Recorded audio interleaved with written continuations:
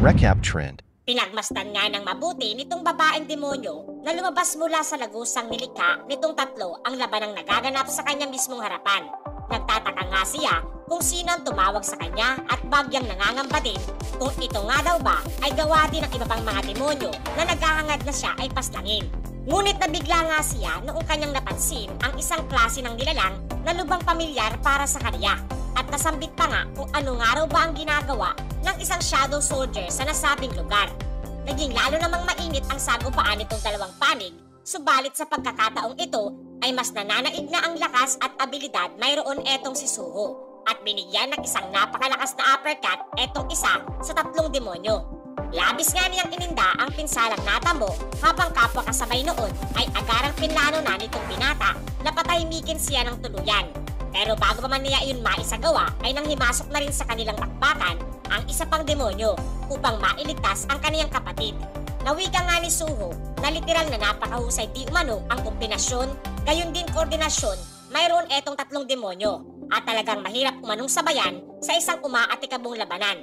Ayon nga sa binata na kung ang laban nga daw na ito ay patuloy pang tatagal ay tiyak na mauubusan na siya ng mana dahil sa paggamit niya ng skill na beast possession. At maging etong si Brokey nga daw na ngayon ay isa ng shadow soldier na bagyang naging mas mahina na kesa sa kanyang original na lakas ay naabot na rin ang hangganan ng kanyang abilidad na tanging magagawa lamang labanan at pigilan ang isa sa tatlong mga demonyo. Namomroblema nga siya kung papaano niya magagawang paghiwalayin ang dalawang magkapatid na demonyo upang kaniya silang magawang labanan ng mano-mano. Hanggang sa bigla na lamang sumulpot sa kanilang gitnang bahagi etong kaninang babaeng demonyo na lumabas mula sa gate na nilikha nitong tatlong kanyang kauri. Kapwa nga agaran din itong nagtanong sa binata kung nasaan ang araw sa ngayon etong si Mr. Sung Jinwoo na labis na ikinabigla nitong binata na marinig. Buhat ng maliban nga sa hindi niya alam kung saan ito nagmula ay kilala din ng nasabing sugatang babaeng kabalyero ang kaniyang ama.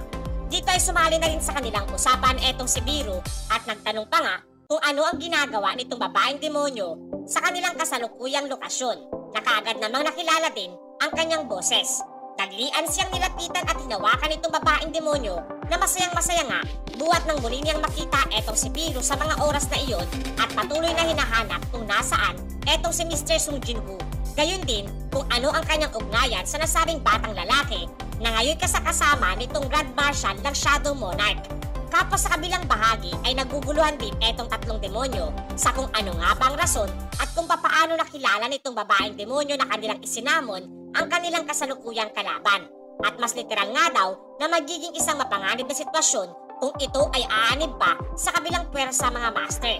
Labis namang mapipinta ang kasiyahan sa mga ngiti mayroon etong babaeng demonyo buhat sa nagawa niyang makitang muli etong si Biro at tiyak nga raw na bagya na siyang makakampante sa ngayon. Subalit taliwas ito sa naging payag naman ng kanyang tinitingalang Grand Marshal at lubha siyang nabigla nung inatasan pa siya nito na idispatcha ang tatlong demonyo na naroroon sa naturang lokasyon.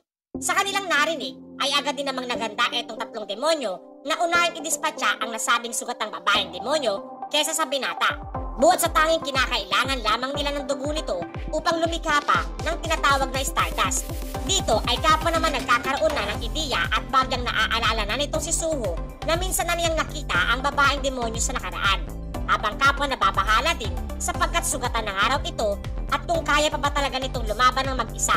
Nakaagad nga rin pinakalma lamang ni Biro sapagkat ang mga low-ranking demons nga raw ay walang panama laban sa kanya at ang pangalan ng babaeng demonyo na iyon ay walang iba kundi si Esil.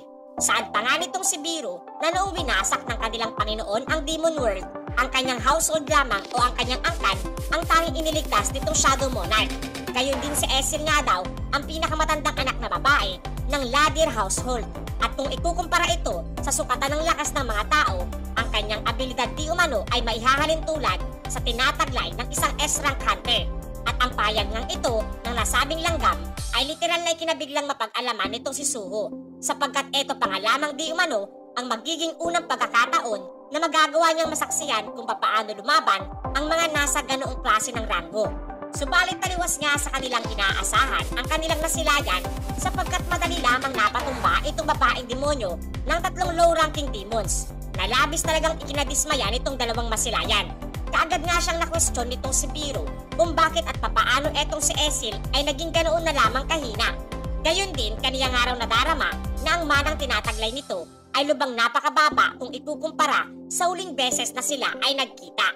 Kung kahit ipinaliwanag nitong si Esil na may hindi inaasang nangyari sa Demon World, halos kalahating taon na ang nakakalipas. Sad pa nga niya na nagkaroon nga raw ng pag-aalsa at rebelyon sa mundo ng mga demonyo laban sa kanilang angkan.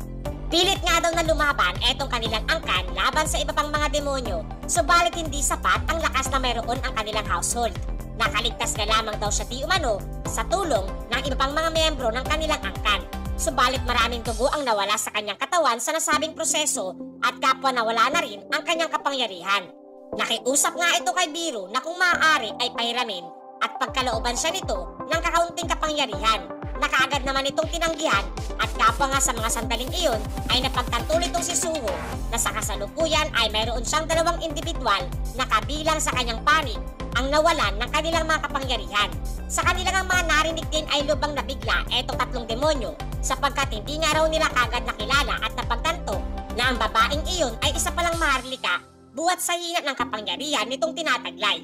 Gayon din ay labis na nagnanasa ang mga ito na mapaslang siya at makonsumo ang dugo nitong tinataglay upang mas lalo nga raw silang lumakas mga master.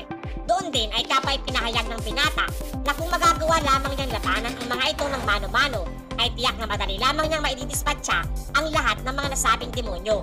Kung kaya't nakaisip nga etong si Biro ng isang ideya at isinaad na dumating na nga raw ang tamang oras upang kanyang ipamalas ang isa sa kanyang mga abilidad matapos na magawang mabawi ang bagyang mana na nawala sa kanyang katawan.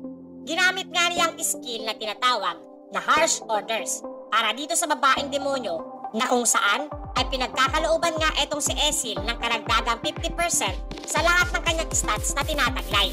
Ngunit kapwa ang nasabing skills ay may kasama ring Curse of Insanity na bagyang inaalis ang katinuan sa pag-iisip ng sino mang malalagyan nito. At pagkaraan nga noon ay kaagad na malakas na inatasan siya ni Biro na lumaban at tinawag pa ngang walang kwentang babaeng demonyo. Nakadama naman ng bagyang awa sa kanyang nasilayan etong si Suho. Subalit aniya, gamit ang ganitong kaparaanan nga raw ay magagawa na niyang lumaban ng one-on-one kasabay ng muling pakikibakan nitong si Brookie sa dambuhalang demonyo. Samantalang etong si Esil naman ay mas minabuting harapin ang demonyong gumagamit ng spells. Ngunit kapwa naman mula sa kanyang likurang bahagi ay pinagtangkaan siya nitong isa pang demonyo na atakihin ang bahaging leeg niya. Subalit hindi naman doon pumayag etong binata na mangyari ang ninanais ng nasabing demonyo sa kanyang kasamahan. Nakaagad nga rin niyang sinalubong at mas minabuting harapin ito at kasabay na inihambalo sa palayo sa lapag. Nasakto naman na sa naglalagablab na bugaw na apoy pa siya tumalsik. Labis nga ang palahaw nitong nililika buwat sa sakit, ngunit hindi na rin pinatagal pa nitong si Suho ang kanyang paghihirap at kaniya siyang pinaslang gamit ang kaniyang sariling espada. Ang kaniyang tagumpay na natamo ay kinilala din ng system, gayon din kasabay ng kanyang pag-level up ay ang paghigop nitong Vulcan's Horn sa kaluluwa nitong demonyong kanyang napaslang at pinagkalooban siya ng karagdagang 31% ng pinsala na kaya nitong maidulot sa kanyang mga kalaban.